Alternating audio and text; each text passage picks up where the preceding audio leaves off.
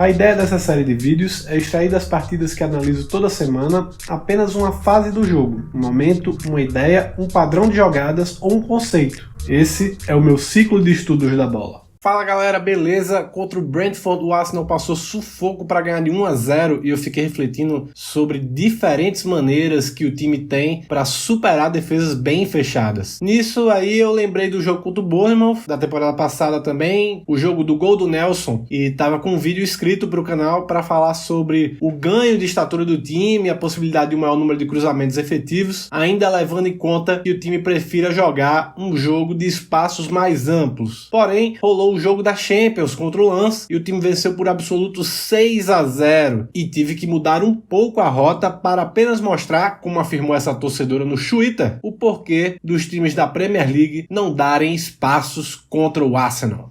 Parte 1. Defesas fechadas. Nos vídeos que estão passando na tela, é possível perceber como, pelo menos as defesas do Brentford e Bournemouth, operam reduzindo os espaços de largura e profundidade, bem como fecham a área específica do campo, tratada como zona preferencial de finalização e que, na gíria do futebol, também é chamada de funil. Essas ações estão relacionadas ao conceito que acadêmicos como Júlio Garganta e o Israel Teodo chamam de princípios táticos. Quem costuma seguir essa escola geralmente pensa em um sentido de, se observamos que uma equipe tem princípios, é porque ela está funcionando. Esses princípios são divididos entre operacionais, ou seja, relacionados às atitudes operadas pelos jogadores, como tentar recuperar a bola ou impedir a progressão do adversário, para quem defende, por exemplo, e também os princípios fundamentais, ou seja, os critérios que orientam essas ações, que fundamentam essas ações, citando os defensivos, contenção, cobertura, equilíbrio, por aí vai. A realidade é que para nós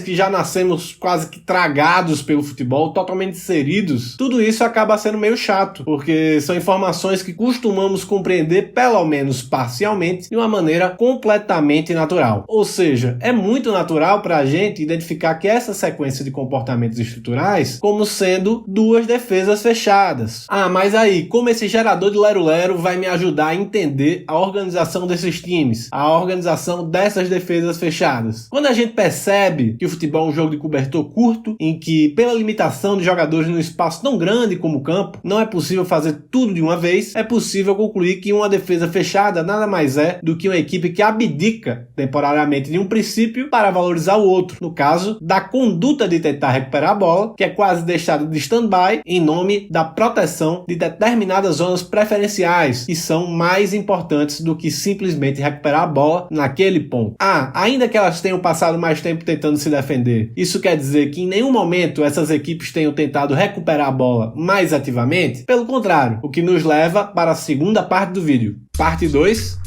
Abrir o campo ou atacar por cima. No fim das contas, Bournemouth e Brentford passaram muito mais tempo tentando se fechar do que tentando recuperar a bola, o que é possível identificar por meio das estatísticas como verificação do volume de jogo. Não é que eles não tenham pressionado ao longo das partidas, porém, fizeram isso de uma maneira muito mais comedida na Premier League. Isso se explica pela mesma lógica dos princípios táticos, que nos permite tirar conclusões sobre o risco da pressão alta em ideias mais organizadas. Ou seja, abdicar-se de proteger zonas preferenciais em nome da tentativa de recuperar a bola já no ataque. Daí, errar uma pressão alta pode ser fatal, o que definitivamente não está entre os interesses desses times que enfrentam o Arsenal. Com isso, o Arsenal acaba obrigado a passar o jogo jogando a bola na área contra o time fechadinho, como uma das alternativas para atacar. Contra o Bournemouth, na temporada passada, foram incríveis 68 tentativas de cruzamento e apenas 8 acertos. Apenas 8 vezes que a bola encontrou a cabeça ou o corpo do cabeceador. Uma ótima saída acaba sendo tentar construir um pouco menos alto no comprimento, sufocando menos e, com isso, atraindo a marcação adversária para que existam espaços no momento em que o time chegar à área. Foi exatamente o que ocorreu no segundo gol contra o Bournemouth, em que a área não estava totalmente preenchida, até porque a linha estava em um movimento de recuo, ao invés daquela manutenção do bloco defensivo na área desde o início do ataque. Porém, foi sabendo que o time vai vai enfrentar mais defesas fechadas desse jeito do que times corajosos na pressão, que o Arsenal foi ao mercado comprar jogadores como Havertz e Rice, que além da capacidade técnica, também sinalizam para um aumento da estatura do time. Ainda que tentar aumentar o comprimento do campo e abrir o campo seja uma solução viável, adotar essa ideia também pode significar uma maior distância para o gol adversário e uma maior proximidade do seu próprio gol. Ser mais efetivo por cima é, então, aumentar o leque de opções da equipe. E foi justamente essa solução aérea que deu a vitória contra o Brentford no último final de semana, num jogo de 34 cruzamentos do Arsenal, com apenas 9 encontrando o alvo e apenas 2 resultando em chances claríssimas, o gol do Havertz e a cabeçada do Jesus, num aproveitamento baixo, mas ainda assim melhor do que contra o Bournemouth. E contra o Lens, o Havertz começou de titular e ameaçando por cima, para depois ele mesmo abrir a porteira da goleada, ao completar uma disputa aérea para dentro do gol após uma tentativa inefetiva de bloco alto do Lens de recuperar a bola, o que acabou se repetindo muito, porque para o jogo terminar em 6-0, não foi um número absurdo de cruzamentos que ditaram o ataque do Arsenal, mas sim oportunidades em campo mais aberto, porque o Lens preferiu jogar com um bloco de marcação mais alto ao invés de jogar fechadinho, como os dois times da Premier League. No segundo gol mesmo, o Arsenal havia sofrido uma falta no campo de defesa, e o Lens se organiza para marcar com unidade defensiva compacta, próxima da bola, na altura do meio campo. Olhe só onde está a linha defensiva do Lens e lembre onde estavam as dos outros times. E era justamente isso que o Arsenal queria, que o Saka recebesse com espaço para conduzir, pudesse driblar o lateral contra a orientação corporal dele, que esperava o avanço para a linha de fundo ou mesmo a ultrapassagem do Tomiyasu. Depois disso, ninguém segura e ele sai driblando. No final, ele meio que toca e a bola meio que sobra para o Jesus, que marca. O zagueiro pela direita estava distante porque ele estava voltando, preocupado com o Martinelli, talvez, sendo que no começo da jogada o zagueiro estava lá em cima. No outro gol ocorre a mesma coisa. A atração do bloco alto com a saída curta. Raya lança a bola, Martinelli ganha por cima e o Havertz domina em um espaço de fase de vantagem, com o corpo perfilado de frente, com espaço e no contrafluxo da marcação. O gol é praticamente definido nesse instante. Aí o alemão toca no Martinelli, que recebe em uma circunstância muito favorável também e finaliza, com o Saka decretando no rebote. Ainda teve mais, mas acho que já está bem ilustrado porque só se deve pressionar o Arsenal quem se garante. De toda forma, a ideia é atrair a pressão para que se abra um espaço para atacar, como deu certo no segundo gol contra o Bournemouth, como foi contra o Lens. Busca-se forçar com que o time adversário abdique parcialmente de um princípio em nome de outro, em uma tentativa de roubar a bola alta, na qual o mínimo erro poderá ser fatal. E é como se fala, se um time não tem princípios, ele não funciona.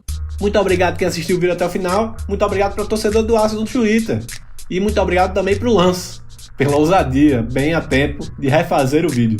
Um abraço e até a próxima.